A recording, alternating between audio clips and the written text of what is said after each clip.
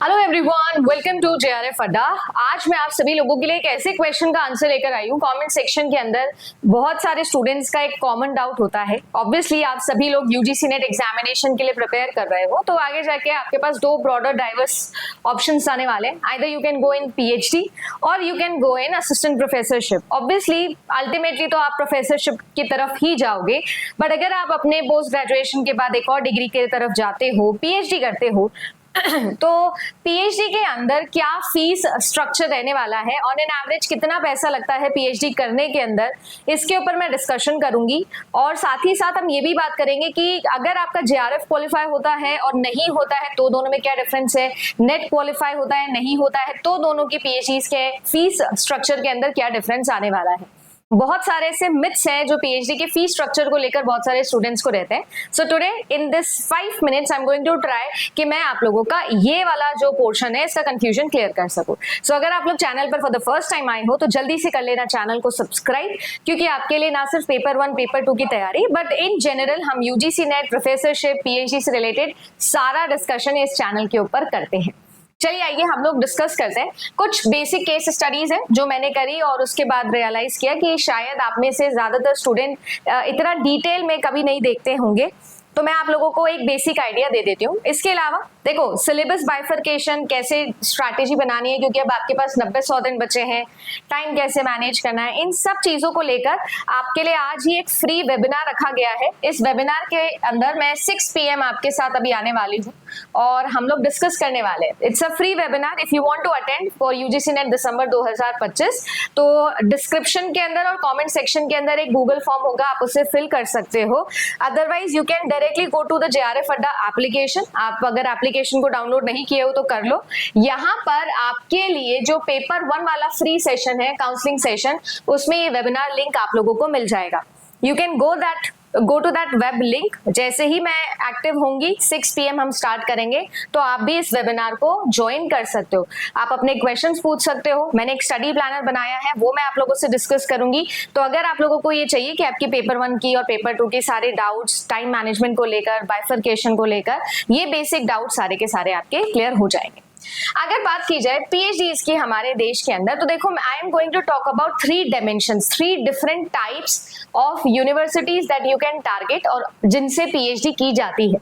एक मैं बात करने वाली हूँ एकदम टॉप नॉच प्रीमियम जो आप लोगों के इंस्टीट्यूट्स होते हैं, जैसे आईआईटीज, आईआईएम्स हो गए, कुछ बहुत बड़ी मेन स्ट्रीम यूनिवर्सिटीज हो गई। तो जैसे यहाँ पर जो आप लोगों का फी स्ट्रक्चर रहता है ना, वो ऑन एन एवरेज किसी भी एक इंडियन स्टूडेंट के लिए 1 साल के अंदर जो है वो रहता है लगभग 1 लाख से 3 लाख रुपए का खर्चा। ये अप्रोक्सीमेशन बता रहे हैं।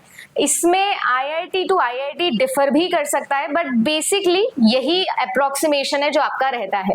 अगर आप एक इंटरनेशनल स्टूडेंट हो जो इंडिया में आके पढ़ रहा है, तो लगभग 2 लाख से 5 लाख का खर्चा उसका हो जाएगा ऑब्वियसली, क्योंकि उसके लिए जो रहने खाने का खर्चा है भाई वो भी बढ़ जाएगा। इसके अलावा अगर मैं बात करूं सेंट्रल यूनिवर्सिटीज की या इनफैक्ट आईआईटीज के भी अंदर जो ये सारा का सारा खर्चा होता है, ये किन किन डायमेंशंस में होता है, तो इसके लिए मैं आप लोगों के लिए 2023-24 का सेंट्रल यूनिवर्सिटी ऑफ राजस्थान का ही कंप्लीट फीस स्ट्रक्चर का स्क्रीनशॉट लेके आई हूँ। तो आपका देखो एडमिशन फीस होती है, ट्यूशन फीस, रिसर्च फीस होती है, एल्यूमिनाई कॉन्ट्रीब्यूशन फीस होती है, lab fees, library fees, medical fees, semester fees, student aid fees, ठीक है, थीसिस को इवेलुएट करने की अलग से फीस, मेस, हॉस्टल, सब दुनिया जहान के सारे खर्चे जो है वो आपके अगर मैं इंक्लूड कर दूं तो सेंट्रल यूनिवर्सिटी में पर सेमेस्टर आपका खर्चा लगभग 50,000 रुपए आता है, लगभग 50,000। ठीक है, सेंट्रल यूनिवर्सिटीज की मैं बात कर रही हूँ 49,900 पर सेमेस्टर। 1 साल के अंदर 2 सेमेस्टर्स होते हैं। ये पहला सेमेस्टर इसलिए इतना ज्यादा होता है, बट ऑन एन एवरेज लगभग 50 से 60,000 आपका जो है वो आप 1 साल का खर्चा आता है अगर आप सेंट्रल यूनिवर्सिटी से जो है वो पीएचडीज करते हो। तो अब जिस इंक्रीजिंग ऑर्डर या डिक्रीजिंग ऑर्डर के अंदर मैं यूनिवर्सिटीज डिस्कस कर रही हूँ ना, उसी ऑर्डर के अंदर उनके जो क्या कह सकते हैं, उनकी जो वैल्यू है वो भी डिक्रीज हो रही है। ऑब्वियसली अगर किसी ने आईआईटी से पीएचडी किया है सबसे ज्यादा वैल्यूएबल होता है, फिर सेंट्रल यूनिवर्सिटीज एंड फिर प्राइवेट यूनिवर्सिटीज आती है। सो अगर बात की जाए तो ये आपका बेसिक स्ट्रक्चर रहता है। ऑन एन एवरेज आप लोगों का जो है वो 50 से 60,000 रुपए का खर्चा आता है। इसके अलावा अगर मैं बात करूं आप सभी लोगों के लिए कि हम लोग जो है वो प्राइवेट यूनिवर्सिटीज की तरफ जाते हैं, तो देखो प्राइवेट यूनिवर्सिटीज में मैं कुछ टॉप यूनिवर्सिटीज लेकर आई हूं, जैसे bits Pilani of course, Manipal हो गया, ठीक है ना, विश्व आपका विद्यापीठम हो गया, वीआईटी हो गया, एसआरएम हो गया, केआईआईटी हो गया। ये जो सारे के सारे कुछ अच्छे लोकेशंस पर कुछ अच्छी वैल्यू के साथ जो ये प्राइवेट यूनिवर्सिटीज आप लोग देखते हो, तो इनका पर एनम खर्चा जो है वो मैंने आप लोगों के सामने लिखा है। पर ईयर लगभग जो है देखो 1.5 लाख के 3 लाख, कहीं 1.5 लाख, फिर कहीं है ना 1,75,000, फिर 1.5 लाख, ठीक है, और फिर उसके बाद 3.5 लाख भी होता है। तो ये जो प्राइवेट वाला जो सिनेरियो है ना, ये डिपेंड करता है यूनिवर्सिटी के ऊपर। तो जो खर्चा है वो आप मिनिमम मान के चलो कि 1.5 से 2 लाख रुपए साल का खर्चा मिनिमम होगा ही होगा। Also depends upon the city, कि सिटी में आप रह रहे हो, कि शहर में आप हो, उसमें भी डिपेंडेंसी यहाँ पर आप लोगों की बदल जाएगी, ठीक है। जब तो ऑन एन एवरेज मान के चलो कि मिनिमम जो है वो 1.5 लाख रुपए का आपका खर्चा होगा ही होगा अगर आप प्राइवेट से हो तो। सो अगर तीनों में कंपेयर करोगे तो क्यूमुलेटिवली सबसे सस्ता आपको पड़ने वाला है अगर आप सेंट्रल यूनिवर्सिटी जाते हो। पर वो ये कि एडमिशन के चांसेस भी सबसे कम होते हैं क्योंकि सीट्स ज्यादा नहीं निकलती। वैसे तो एडमिशन के चांसेस सबसे कम आईआईटीज के अंदर होते हैं। अब देखो मैं आप लोगों को एक और कंफ्यूजन क्लियर करती हूँ। ज्यादातर बच्चों को ऐसा लगता है कि पीएचडी जो है वो सिर्फ और सिर्फ फुल टाइम करते हो तो ही वैल्यूएबल होती है, पार्ट टाइम करते हो तो वैल्यूएबल नहीं होती। ऐसा नहीं है। पीएचडी आपकी फुल टाइम और पार्ट टाइम दो तरीके से होती है। यहाँ पर अगर मैं बात करूँ आपके फुल टाइम पीएचडीज की तो अप्रोक्सीमेटली 3 से 4 साल मिनिमम आपको लगता है। वहीं पर बात करूंगी मैं आप सभी लोगों की पार्ट टाइम की तो 4 से 5 साल मिनिमम लगेंगे, मैक्सिमम 7 साल भी लगते हैं। यहाँ पर पार्ट टाइम पीएचडी का मतलब वो है कि जो लोग ऑलरेडी जॉब कर रहे हैं या फुल टाइम नहीं दे सकते हैं, ठीक है ना, वो नहीं आ सकते। फॉर एग्जांपल 36 to 38 आवर्स आप लोगों का वीक का अटेंडेंस लगता है मिनिमम, वो आप नहीं दे सकते हो। तो फिर इवनिंग आवर्स के अंदर है ना, या गाइड के साथ में वीक में एक बार मीट के साथ में, इस तरीके से भी आप अपनी पीएचडी कंप्लीट कर सकते हो। इसकी वैल्यू नहीं होती है ऐसा बिल्कुल नहीं है, ठीक है। ऑब्वियसली ये प्रेफर्ड ज्यादा होता है, it's like a regular course, but yes ऐसा नहीं है कि इसकी वैल्यू नहीं होती है। प्लस पार्ट टाइम पीएचडीज भी सस्ती नहीं होती है, ये भी काफी महंगी होती है। हाँ ये जरूर है कि डिपेंड करता है आप कहाँ से कर रहे हो। लाइक आई सेड 10,000 रुपए या 20,000 रुपए सेमेस्टर का भी खर्चा आ सकता है। तो आपका जो है कुछ बहुत ही अच्छी जगह से कर रहे हो तो आपका 1.5 लाख रुपए भी खर्चा आ सकता है साल का। तो इस तरीके से भी डिफर कर सकता है। फुल टाइम पीएचडी की अगर मैं बात करी तो मैंने आपको बताया आईआईटीज के अंदर 1 से 3 लाख का मिनिमम खर्चा, 50 से 60 हजार का सेंट्रल यूनिवर्सिटीज में, और प्राइवेट यूनिवर्सिटीज में लगभग 1.5 लाख रुपए मिनिमम खर्चा आपका आएगा ही आएगा। अब बहुत सारे बच्चों का ये कंफ्यूजन होता है कि मैम अगर मैंने जेआरएफ किया है तो क्या फी होगी, अगर मैंने जेआरएफ जो है वो नहीं किया है तो क्या फी होगी, सेम नेट अगर किया है तो क्या फी होगी, अगर मैंने नेट नहीं क्वालिफाई होता और डायरेक्टली पीएचडी करता हूँ तो क्या डिफरेंस होगा। देखो वैसे तो मेरे हिसाब से एडमिशन के टाइम पर आपका सर्टिफिकेशन मैटर करता है। मतलब अगर जेआरएफ है तो आईआईटीज में सिलेक्शन होने के चांसेस हैं, जेआरएफ नहीं है तो वैसे भी सिलेक्शन चांसेस है ही नहीं, बहुत ही कम, बहुत ही रेयर। अगर आप ऑलरेडी आईआईटी एलुमनाई हो तो आपके चांसेस हो सकते हैं, ठीक है, कि आपको डिसर्टेशन से डायरेक्टली पीएचडी में शिफ्ट कर दिया है। इवन यूनिवर्सिटी में भी आपको डायरेक्टली आपकी यूनिवर्सिटी से ही किए हो पोस्ट ग्रेजुएशन या डिसर्टेशन तो पीएचडी में दे देगा। अदरवाइज एडमिशन के टाइम पर ही जेआरएफ अलग हो जाता है। फी में दोनों के कोई डिफरेंस होता नहीं है जितना मुझे पता है, ठीक है, ज्यादा फीस में कोई डिफरेंस नहीं है। बात है स्टाइपेंड अमाउंट की।